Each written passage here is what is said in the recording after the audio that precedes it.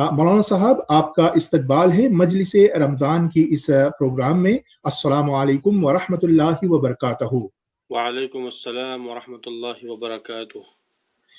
मौलाना साहब, आज का जो सवाल है हमारे लोगों ने हमारे पास में जो भेजा है, तो सवालों का सिलसिला शुरू करते हैं। सबसे पहला सवाल ये है, एक भाई साहब ने ये सवाल हमारे पास भेजा है, मस्जिद की तामीर कैसे पैसों से करनी चाहिए, और क्या हुकूमत के पैसे मस्जिद की तामीर में लगा सकते हैं? आप इसका मसला बताएं। जी, नहमदुहु व नुसल्ली अला रसूलिल करीम। माशाअल्लाह, बहुत अच्छा क्वेश्चन है कि मुसलमान की एक रूहानी और तरबियत के लिए जो गहवरा जिसको हम कहते हैं वो मस्जिद है। इन्न अव्वल बैतिन वुदिअ लिन्नास लल्लज़ी बिबक्कत मुबारकन व हुद्दल लिल आलमीन, कि बेशक सबसे पहला घर जिसको लोगों की हिदायत के लिए बनाया गया वो मक्का मुकर्रमा में है। तो मस्जिद यानी इंसान जहाँ कहीं भी हो वो सबसे पहले यही सोचता है कि कैसे अल्लाह के घर मस्जिद को बनाया जाए। और अल्लाह सुब्हानहु व तआला ने जब हमको ये माल और अमवाल दिया है तो उस सूरत के अंदर में एक चीज़ समझनी चाहिए, इन्नल्लाह तय्यिबुन ला यक़बलु इल्ला तय्यिबन, कि अल्लाह सुब्हानहु व तआला तय्यब है, प्योर है। और अल्लाह सुब्हानहु व तआला प्योर के अलावा यानी बिल्कुल खालिस जो अमवाल है, खालिस जो माल है हमारा, उसके अलावा कोई चीज़ कबूल नहीं करते। तो चूँकि अल्लाह सुब्हानहु व तआला ने मसाजिद को अपनी तरफ भी मंसूब किया है, व अन्नल मसाजिद लिल्लाह, कि बिलाशुबा मस्जिदें अल्लाह सुब्हानहु व तआला ही की है। तो जब अल्लाह सुब्हानहु व तआला ने अपनी तरफ उसको मंसूब किया है और अल्लाह सुब्हानहु व तआला तय्यब है, ला यक़बलु इल्ला तय्यबन, कि वो तय्यब चीज़ के अलावा, प्योर चीज़ के अलावा कोई चीज़ कबूल नहीं करता। तो ये हमारी मॉरल रिस्पॉन्सिबिलिटी बनती है कि जब भी मस्जिद का काम शुरू किया जाए तो सबसे पहले ये कि हलाल सोर्स, जो हमारा प्योर माल है हलाल, उसी हलाल माल के ज़रिए से मस्जिद को जो है बनाया जाए। और अगर हम लोगों को किसी के बारे में अंदेशा है कि उसकी आमदनी हलाल नहीं है, उसकी गालिब आमदनी, ज़्यादा आमदनी जो है वो हराम पैसों से है, हराम कमाई से है, तो ऐसे लोगों के माल को मस्जिद की बनाने के लिए लेना ये भी सही नहीं है। हम लोग जब जो है रसूलुल्लाह सल्लल्लाहु अलैहि वसल्लम के ज़माने के अंदर में, जब रसूलुल्लाह सल्लल्लाहु अलैहि वसल्लम को अभी नबूवत नहीं मिली थी, उससे पहले मुशरिकीन मक्का ने चाहा कि हम लोग काबतुल्लाह को बनाएं, रीबिल्ड करें। तो जब वो काबतुल्लाह जब वो लोग बनाने के लिए शुरू किया, उन्होंने वो अपने आप को मिल्लत इब्राहिमी और हनीफी के ऊपर कहते थे, लेकिन उनके अंदर में बहुत सारी चीज़ें शिर्क की आ चुकी थी। तो यकीनन वो हकीकी मायने के अंदर में इस्लाम के ऊपर नहीं थे, लेकिन फिर भी उनके दिल में ये चीज़ थी कि भाई ये अल्लाह का घर है, उसको बनाने के अंदर में सिर्फ़ और सिर्फ हलाल माल का इस्तेमाल किया जाएगा। तो जब उन्होंने काबा को बनाना शुरू किया, तो आजकल जो हम हतीम का जो हिस्सा देखते हैं कि जो अनबिल्ड है, वो दर हकीकत काबे ही की बुनियाद है और बिना है। इसी बिना पर इब्राहिम अलैहिस्सलाम और इस्माइल अलैहिस्सलाम ने बुनियाद बनाई थी। लेकिन ये मुशरिकीन मक्का जब ताबीर कर रहे थे रसूलुल्लाह सल्लल्लाहु अलैहि वसल्लम की मौजूदगी के अंदर में, जब वो रसूलुल्लाह सल्लल्लाहु अलैहि वसल्लम अभी नबूवत उनको नहीं मिली थी, तो जो उनका जो क्राइटेरिया था कि हलाल प्योर माल ही इसके अंदर में लगेगा, तो इतना ही माल आ सका जितना उन्होंने बनाया, और जो बाकी रह गया वो छोड़ दिया गया, क्योंकि उसको पूरा करने के लिए उनके पास पैसे नहीं थे, हलाल पैसे नहीं थे। तो इससे पता चलता है कि भाई देखें, जो अपने आप को मिल्लत इब्राहिमी हनीफी पर कहते थे, हकीकत में वो थे भी नहीं, फिर भी उनके दिमाग के अंदर में ये चीज़ थी कि ये अल्लाह का घर है, उसके अंदर में सिर्फ़ और सिर्फ हलाल चीज़ें इस्तेमाल होनी चाहिए। तो यकीनन हम मुसलमान हैं, तो ये हम लोग जो है इस चीज़ को बखूबी समझते हैं कि अल्लाह सुब्हानहु व तआला की जो मसाजिद हैं उसको बनाने के अंदर में सिर्फ़ और सिर्फ हलाल माल को इस्तेमाल किया जाएगा। इसके अंदर में ज़कात और सदक़ात वग़ैरह भी नहीं चलेंगे।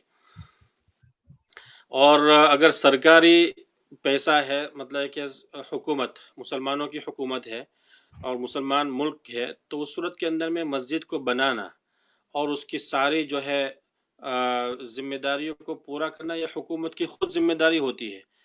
लेकिन بہت سارے اسلامی ممالک کے اندر میں بھی حکومت اس ذمہ داری سے اپنے آپ کو جو ہے چراتی ہے اور بچا کے رکھتی ہے. تو وہاں پہ مسلمانوں کی ذمہ داری آ جاتی ہے کہ جہاں کہیں ایسی آبادی ہو کہ جن کے لیے مسجدیں آسانی سے میسر نہ ہو اور ان کو دور تک جانا پڑتا ہو، تو ایسے لوگوں کو، ایسے کمیونٹی کو، ایسی جماعت کو جو ہے گیٹ ٹوگیدر ہو کر کے اپنے محلے کے اندر میں، اپنے لوکیلٹی کے اندر میں مسجد کو بنانے کے اعتبار سے کوششیں کرنی چاہیے، اور یہ اس لوکیلٹی کے مسلمانوں کے اوپر ذمہ داری بنتی ہے. جی جی مولانا صاحب، بہت بہت شکریہ آپ کے اس جواب کا. دوسرا جو ہمارا آج کا سوال ہے یہ دعائے قنوت سے لے کر کے ہے. اگر دعائے قنوت یاد نہیں ہے کسی کو تو وہ وتر کی نماز میں اور دوسرا کون سی دعا پڑھ سکتا ہے؟ جی، یہ وتر کی نماز واجب ہے اور 3 رکعت ہوتی ہے. اس میں تینوں رکعت کے اندر میں سورہ فاتحہ کے بعد سورہ پڑھی جاتی ہے، اور آخری رکعت میں جب سورہ فاتحہ کے بعد سورہ پڑھنے کے بعد رکوع میں جانے سے پہلے اللہ اکبر کہہ کر کے ہم جو ہے ہاتھوں کو اٹھا کر کے پھر ہاتھوں کو باندھ دیتے ہیں، اور اس کے بعد دعائے قنوت پڑھی جاتی ہے. تو دعائے قنوت اگر یاد نہیں ہے تو سب سے پہلے یہ کہ ہم لوگ اس کو کوشش کریں کہ بھائی یاد کر لے بائی ہارٹ.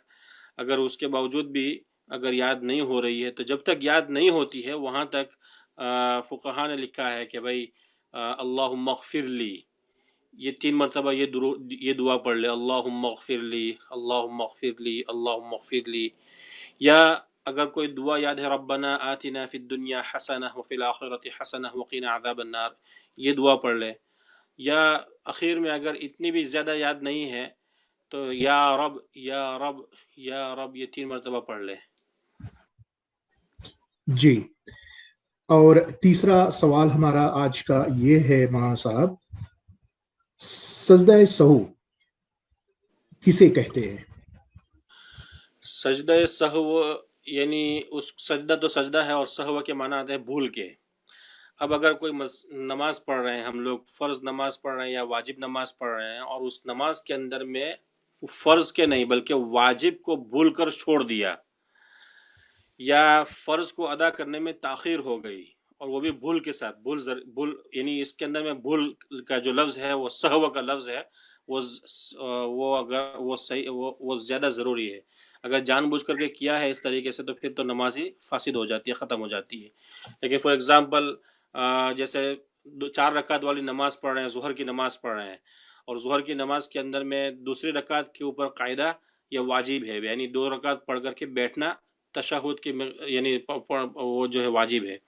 اب اگر 2 رکعت کے بعد سجدے سے ہم لوگ اٹھ گئے اور سیدھے کھڑے ہو گئے قیام کے اندر میں، تو یہ واجب ہمارا چھوٹ گیا بھول کے ساتھ، یعنی ہم لوگوں نے بھول کر دی اس میں.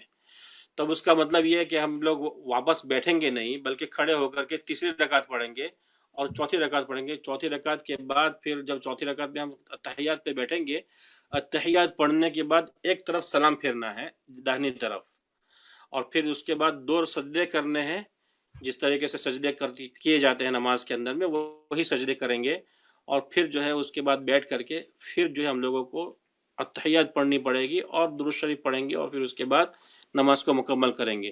تو جو دوسری رکعت کے بعد قاعدے میں بیٹھنا واجب تھا وہ بھول کے ساتھ چھوٹ گیا، تو اس کی تلافی ہو گئی. یعنی سجدہ سہو اس لیے آیا ہے کہ ہماری جو عبادتیں ہیں وہ عبادت کو جب ہم کریں گے تو اس کو بالکل ایکوریٹلی کریں گے، اور اس کو بالکل مزین کر کے کریں گے، اور اس کی پوری جو ہے جتنے بھی فرائض ہے، واجبات ہے، یہ ساری چیزیں اس کا خیال رکھتے ہوئے کریں گے. لیکن اگر سنت اگر چھوٹ جاتی ہے تو سنت کے چھوٹنے سے تو کوئی بات نہیں ہے، لیکن اگر فرض اور واجب چھوٹ جاتا ہے تو پھر اس کے اندر میں بہت ساری یعنی چیزیں ہوتی ہیں. اگر فرض چھوٹ گیا تو نماز ہی باطل ہو جائے گی، اور اگر واجب بھی چھوٹ گیا جان بوجھ کے چھوڑا تو پھر اس صورت کے اندر میں بھی نماز باطل ہو جائے گی. لیکن اگر ایسے واجبات جو نماز کے اندر میں ہیں اگر بھول سے چھوٹ جاتے ہیں تو اس صورت کے اندر میں سجدہ سہو واجب ہوتا ہے اور سجدہ سہو لازم آتا ہے. اگر سجدہ سہو کر لیا تو اس صورت کے اندر میں نماز کو دہرانے کی ضرورت نہیں ہے. اگر کوئی واجب ہم سے بھول کر چھوٹ گیا اور پھر سجدہ سہو بھی نہیں کیا اور سلام پھیر لیا اور نماز ختم کر لی تو پھر اس نماز کو واپس لوٹانا ضروری ہے. جی مولانا صاحب، اور آخری جو ہمارا سوال آج کا ہے یہ مسافر کی نماز سے لے کر کے ہے۔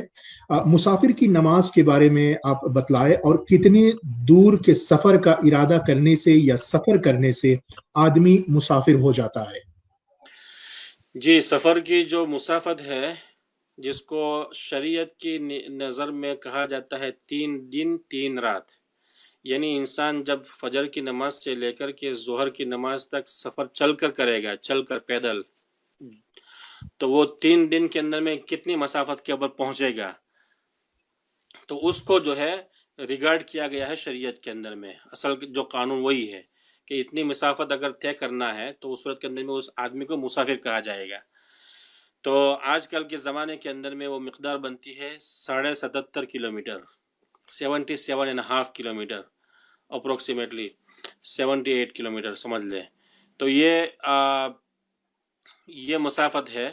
اگر انسان نے، ہم لوگوں نے یعنی ارادہ کر لیا کہ بھائی مجھے فار ایگزامپل یہاں سے ہیملٹن تک جانا ہے، اگر وہ ہیملٹن 77.5 سے زیادہ کلومیٹر ہے تو اس صورت کے اندر میں ہم مسافر بن جائیں گے۔ اب ہم لوگ جب گھر کو چھوڑ دیں گے اور ہمارا جو سبب ہے وہ سبب بھی چھوڑ دیں گے، یعنی جو ماؤنٹ روسکل میں رہتا ہوں فار ایگزامپل، میں ماؤنٹ روسکل چھوڑ دیا اور ہلس بورو میں آ گیا۔ اب ہلس بورو کے بعد اگر کوئی نماز کا وقت میرے اوپر آ جاتا ہے تو اس صورت کے اندر میں اس نماز کے اندر میں قصر کروں گا، اور قصر کرنا یہ ہے کہ 4 رکعت والی نماز کو 2 رکعت پڑھنا ہے۔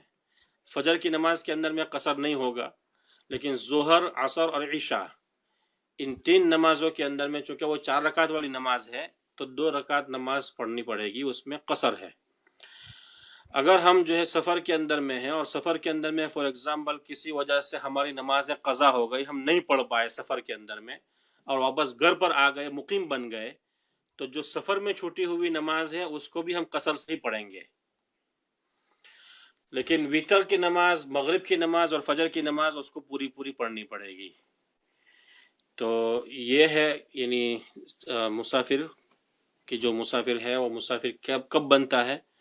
جب کہ اس کا ارادہ ہو اتنے دور تک جانے کا، اور وہ اپنے مضافات کا جو صحن ہے اس کو چھوڑ کر کے جب جائے گا، تب اس کے بعد جو ہے نماز، جیسے رسول اللہ صلی اللہ علیہ وسلم مدینہ منورہ سے چلے حج کے لیے تو مقام ذوالحلیفہ میں آئے تو نبی صلی اللہ علیہ وسلم نے وہاں پہ قصر کی نماز پڑھی، حالانکہ وہ صرف وہاں سے لے کر 6 کلومیٹر کا راستہ ہے، لیکن چونکہ وہ مسجد مدینہ منورہ سے نکل چکے تھے اور وہاں پر آ کر کے نماز کا وقت ہوا، وہاں نماز پڑھائی تو نماز کے اندر میں قصر کیا۔ تو یہ ہے مسئلہ انشاءاللہ۔ الحمدللہ کہ میں نے آپ کا جواب دیا ہے۔ جی مولانا صاحب، بہت بہت شکریہ، اور انشاءاللہ اسی طرح سے ہم آپ تک لوگوں کا جو سوال ہے وہ پہنچاتے رہیں گے، اور آپ ہمارے اس مجلس میں انشاءاللہ جواب دیتے رہیں گے۔ انشاءاللہ، بہت بہت شکریہ، جزاکم اللہ خیر۔ السلام علیکم ورحمۃ اللہ وبرکاتہ مولانا صاحب۔ وعلیکم السلام ورحمۃ اللہ وبرکاتہ۔